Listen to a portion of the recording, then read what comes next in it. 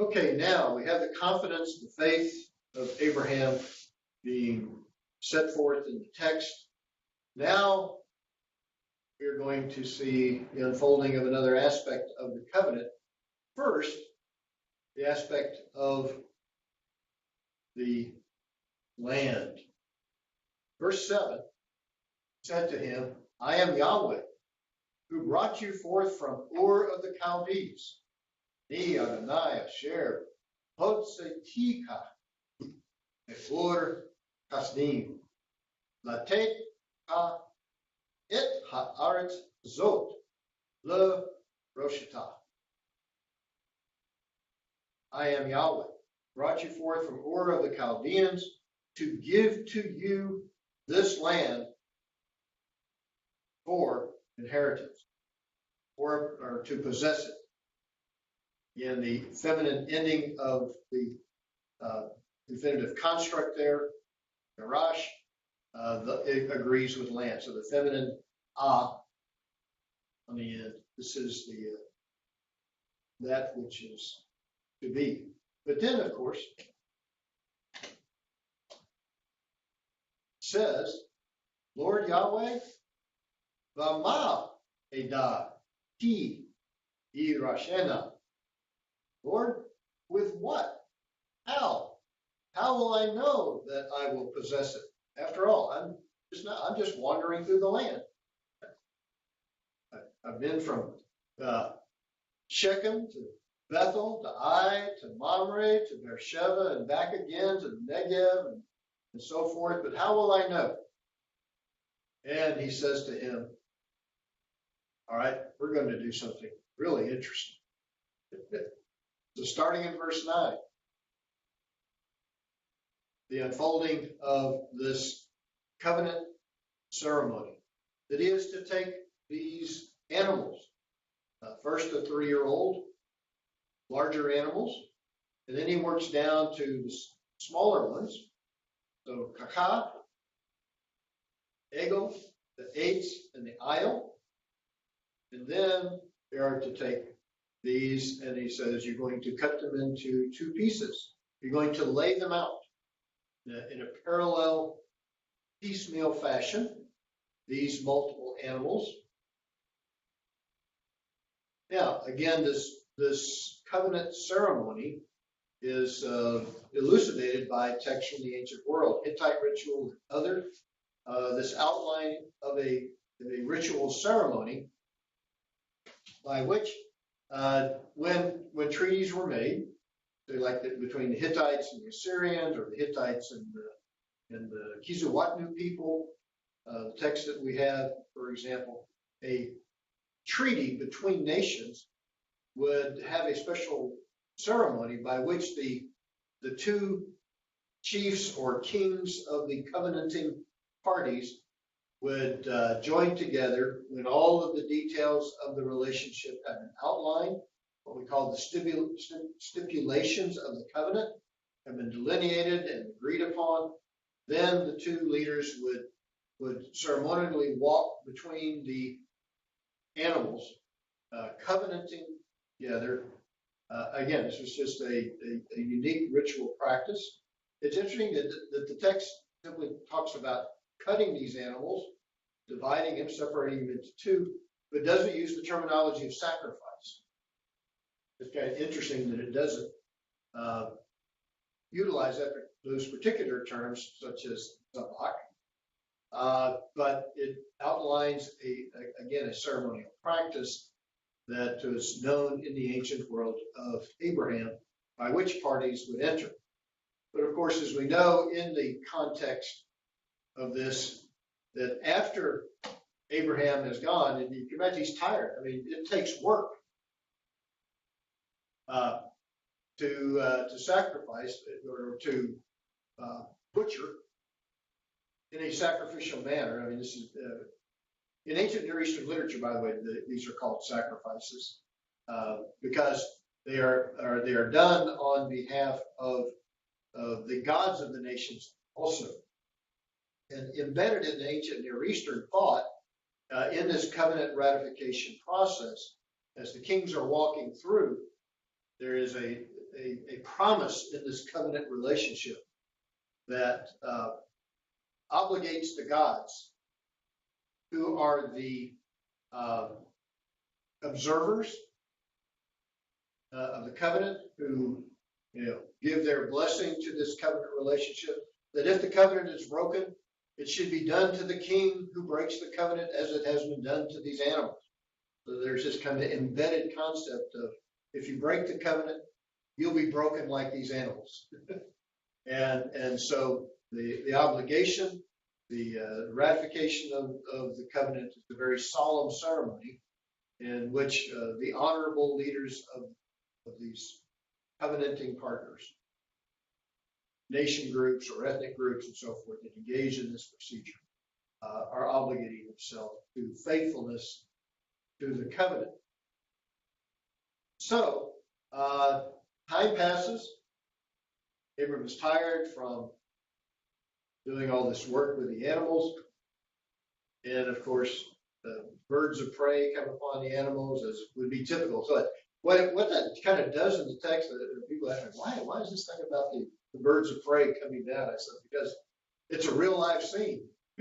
and you lay out animals, split animals out on the ground, and you see enough vultures around New Orleans and all across the South, anywhere in the U.S.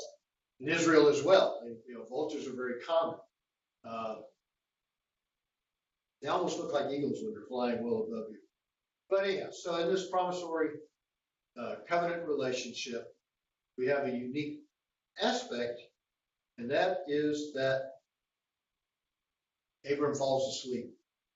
And God, the presence of God, often depicted throughout the Old Testament, like in the wilderness, pillar of fire by day, cloud by day and fire by night. Here, God, in the form of this torch, fiery torch, passes through the split animals in what we call a unilateral, God obligating himself to be faithful.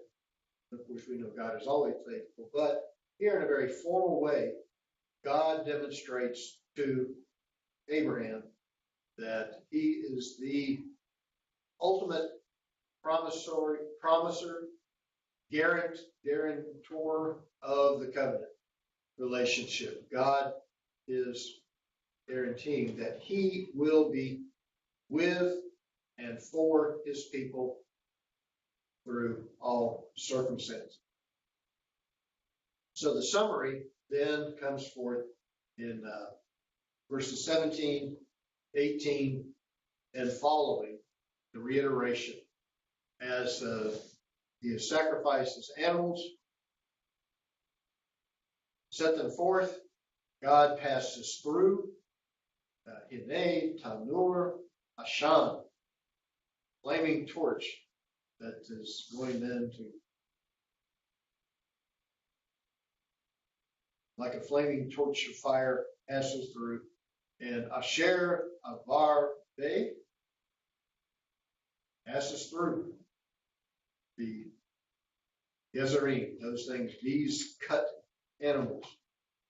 And so, summary, Vayom Hahu Harat Adonai.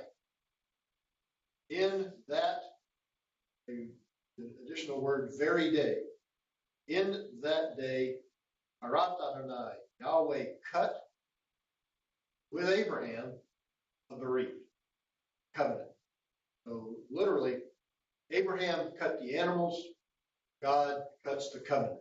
God establishes through this special ceremony his relationship. And he says, reiteration, to your descendants, I will give this land. Those descendants, he says, which will be beyond the numbers of the stars in the heaven. Earlier verses. And I will give this land, and now a delineation of the land, Min Nahar Mitzrayim, from the river of Egypt. And by the way, that's not the Nile. The Nile has a different name in Old Testament nomenclature. You get that over in the book of Exodus, as you had the plagues around the Nile River. But the Nile, the Nahar Mitzrayim is the brook of Egypt, which describes the southwest or southern corner of the land, which is today we know as the Wadi El Arish. Kind of starts in the area of Kadesh Barnea. You know that from the book of Numbers. Kadesh Barnea is where, close to where we have various of the patriarchs traveling through. It's right barely in the modern day borders between Egypt and Israel, down in the southern Negev region. It's just across on the Egyptian side of the border. I only had one opportunity to go there back in 1981, and then again in 82, before Israel gave the Sinai back to Egypt in Camp David Accord in the days of Menachem Begin and Jimmy Carter. But anyhow, so that's the Nahar Mitzrayim, brook of Egypt, the Wadi El Arish, that kind of runs from Kadesh Barnea northwest to the Mediterranean, just south of the Gaza Strip. Today, this is also the border with Israel and Egypt. And it says, then unto Hanahar Hagadol, then more explicitly, Nahar Harat, the great river that is the river of the Euphrates. So the land would extend from what is today the modern border of Egypt all the way to the edge of the northern Mesopotamian world. That comes to fruition, by the way. If you read back in both Kings and in Chronicles about the territory that this is fulfilled, is in the reign of Solomon via Davidic conquest and negotiating, that it says that the kingdom of Solomon spread from the river Euphrates down to the Nahar Mitzrayim, the brook of Egypt. And so it would come to pass during the height of the kingdom period under Solomon. So we have this covenant ceremony. Promise of the land is reiterated. Again, this kind of blocks out the text of the beginning. Earlier we talked about the land promise and the promise of descendants that is set forth in this chapter. And then the rest of course, the chapter goes on to delineate that this is a land that at this point, a lot of different people groups are inhabiting. And he goes through this from the Kenites to the Kenizzites, Kadmonites, Hittites, Perizzites, Rephaim, the Amorites, the Canaanites, the Girgashites, and the Jebusites. Some of those we know well later on in the text. The Hittites, of course, we have Uriah the Hittite, who's a member of David's army. You're familiar with the land of Canaan, we talked about last time, sometimes used in a very specific sense and sometimes in a broad sense. Amorite is likewise a word that can be used in narrow or broad sense. Jebusites, of course, were the occupants of Jerusalem, all the way up until the time of the Davidic conquest of Jerusalem. So, but it wants to highlight, chapter 12, we had it simply said the Canaanites are now in the land, which is a statement, by the way, that historically the Canaanites are established during the Middle Bronze Age in the land, just before the time of, or about the time of Abraham's initial sojourn. So it's a land of many people groups, been the cross-migration route for 2,000 or 3,000 years before Abraham. And this is the way that so many different people groups became part of the land. So, but this is the land that is the promised land that will come to pass, beginning in the conquest narratives of Joshua and ultimately fulfilled height of the kingdom era under David and Solomon. So, promise of the covenant, a very special ceremony. God promises his faithfulness. Abraham has become a faithful follower of Yahweh. Hope you have a great week of interacting with biblical text in chapter